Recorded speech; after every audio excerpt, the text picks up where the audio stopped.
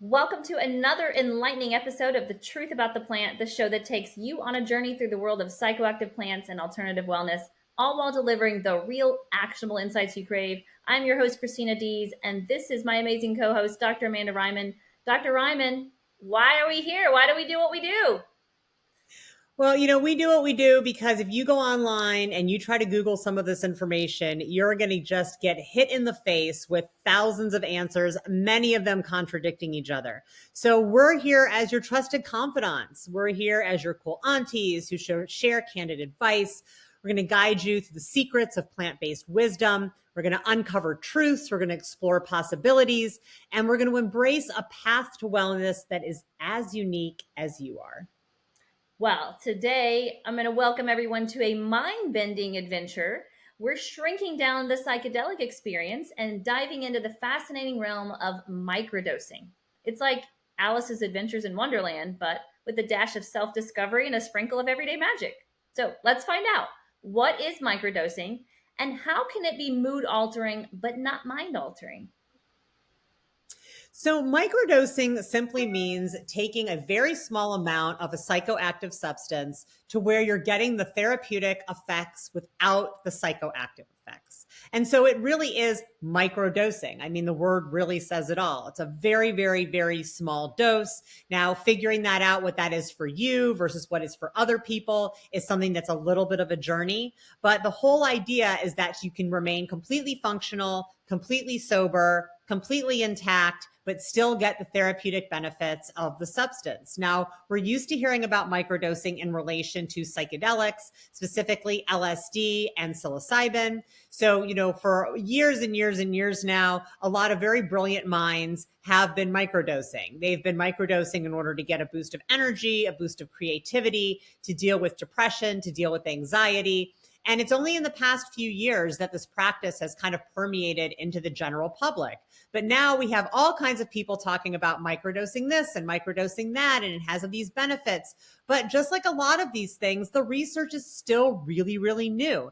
And there's a lot of reasons why it's difficult to do research on these types of substances. But there are other reasons why it's really difficult to do research on microdosing. And part of the reason is that you're not getting that psychoactive effect. And so there's a lot of suggestion that perhaps it's a placebo effect, meaning that you take a little bit of something, you don't really feel anything, but you expect you're going to feel better. So you do feel better. So I think it's important to break down exactly what microdosing is and how you can practice with microdosing, what that looks like when it comes to cannabis. Yeah, this is definitely a new topic to most people.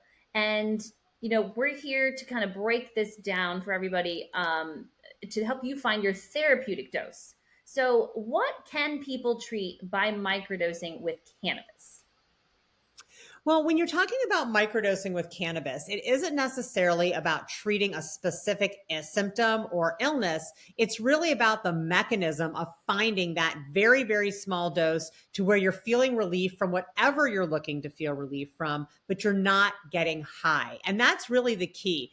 Cannabis is great and it makes you feel euphoric and it makes you feel happy and it makes you feel giggly and it makes you in a good mood, but it is mind altering, right? And there are a lot of folks out there, myself included, that couldn't necessarily go through their full day of work or of parenting or of any of the other responsibilities once they get that mind altering feeling. And so folks really want to understand, how do I unlock the therapeutic benefits of marijuana while still remaining completely intact and going throughout my day? And that's really what microdosing is seeking to find for you. So we'll talk a little bit about the different methods of ingestion that go into microdosing, a little bit of tips and tricks for using each when you're trying to microdose. But microdosing can really be used for anything. It can be used for pain. It can be used for anxiety. It can be used for nausea. It can be used for appetite stimulation. Basically, any benefit that you find from marijuana can be achieved through microdosing. It's just a matter of finding that right dose so that you're getting to that therapeutic effect without going past it.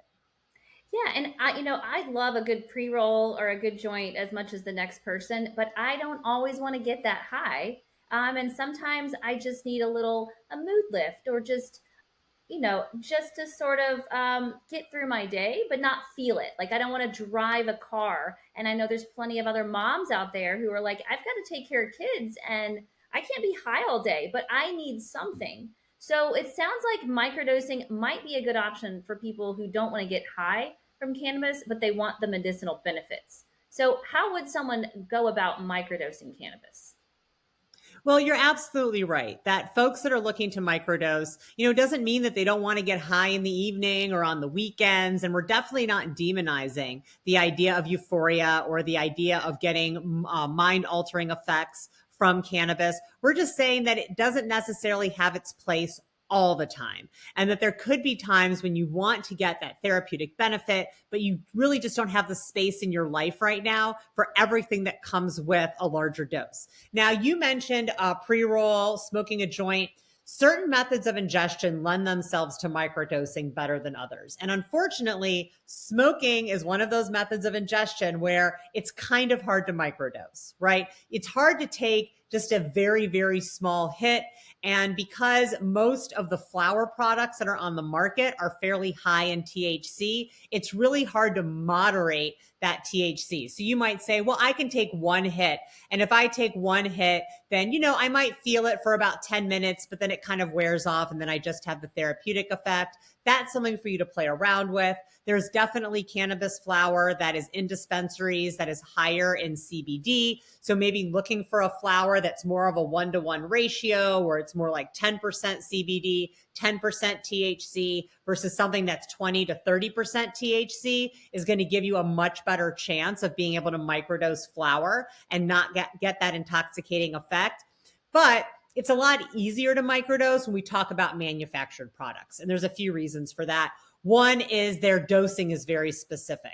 So you might get flower that you say is 20% THC, and how do you really convert that into how much you should ingest in order to just get the little bit that you need? But if you have a gummy or a drink that is 10 milligrams of THC or 5 milligrams of THC, you can cut it into half. You can cut it into quarters. You can cut it all the way down to where you're just ingesting like half a milligram of THC, and you can replicate that feeling every single time. So if you decide that you want to microdose in the morning, you don't have to worry that one day you're going to feel it a lot more than another day. And I just have a little funny anecdote to go along with that. So I've gone through microdosing of psilocybin, which is the active ingredient in magic mushrooms. I find it to be very useful for anxiety. So I would microdose. I would use a protocol that's 1 day on, 2 days off. And I did this over 3 months. Now, we know that psychedelics are only quasi-legal in places like Oregon and Colorado.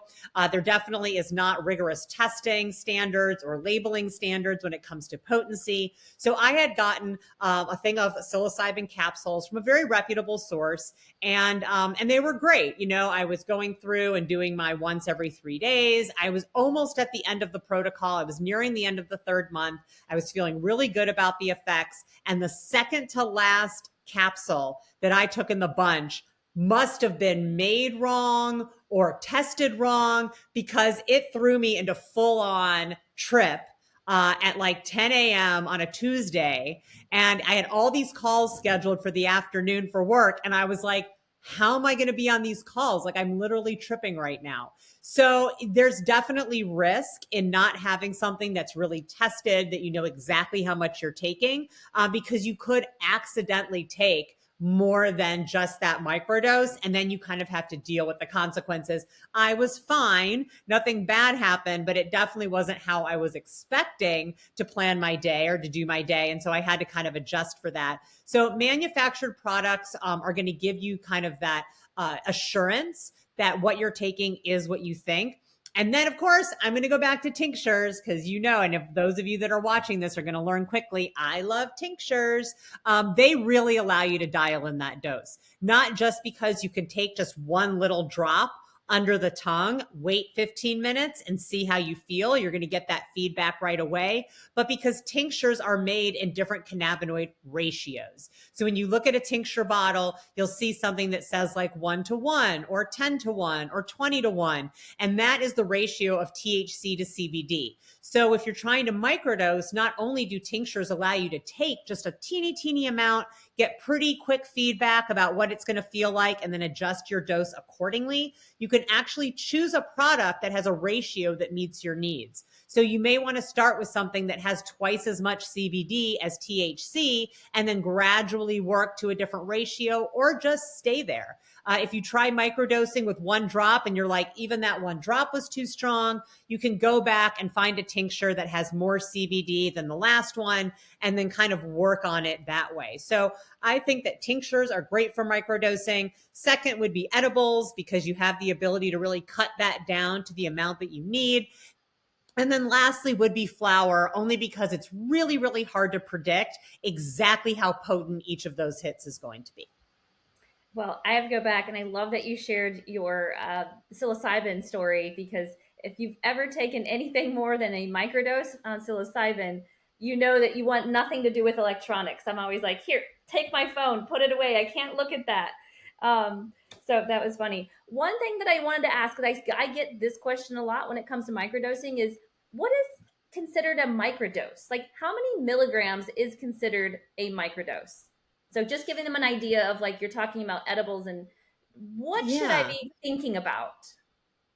Well, I wish there was an easy answer. But the truth is, it's going to be different for every person because everybody has a different level of tolerance. So we always say start low, go slow. That goes for everything. Every psychoactive plant that you might put in your body, start low and go slow, because you can always take more, but you can't take less. So if we're talking about an edible, if you're newer to marijuana, if you're not a regular consumer, I would suggest starting with 0.5 milligram of THC.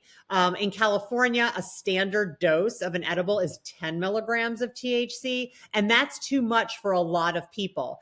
So some folks, 5 milligrams is their standard dose. So if this is you, or if you're newer to marijuana and you're not really sure what your dose is, I say start with 0.5 milligram at the most. Now, the thing about an edible, unless it's one of those fast acting edibles that we're starting to see on the market, is it is going to take about an hour for you to feel the effect. So don't take 0.5 milligram, wait 20 minutes and say, I don't feel anything, I'm going to take another 0.5 milligram, because an hour later you could be too high. So it's a good idea to start with that 0.5 milligram. Don't take any more that day. Even if after an hour you feel nothing, see how it worked for you. And then if you feel like it didn't really help your symptoms, you didn't get any benefit from it, and you didn't feel intoxicated, then maybe go up to a full milligram the next day. But remember, the goal of microdosing is to have the therapeutic benefit without the psychoactive effect. So, we talk a lot about mindful consumption in these webisodes, and I think it's really important before you microdose to think, what am I trying to feel like? Like, what symptom am I trying to feel better about? Is it arthritis? Is it a pain in my back? Is it that I'm in a bad mood today? Is it I'm anxious about something that's happening at work? Am I feeling overwhelmed with something that's happening in my life? Think about what that feels like, then take your microdose, and then judge whether that feeling is different. Because the goal, if you're doing it correctly, if you're getting the right dose, is that you should be able to take that microdose and then an hour later be like, wow, I'm less anxious, or my knee hurts less, or I'm in a better mood. But you know what? I don't feel high. And if you've achieved that, that is the outcome that you're looking for. Yeah, I love it. And for the record, my microdose is 1 milligram of cannabis. So I'm at about There you go. 2.5 is where I start to feel the effects. So, like, I love that you started with 0.5 milligrams. It's a great place for everyone to start, especially if you have no experience. So, don't forget to check out our YouTube channel for even more plant powered wisdom. And as always, keep spreading the plant love. Your support means the world to us. If you have any questions, please reach out to us, info@mypersonalplants.com. You never know, we might ask your question on the show and you get to hear the answer. So until next time, stay curious, stay balanced, and keep unveiling those truths.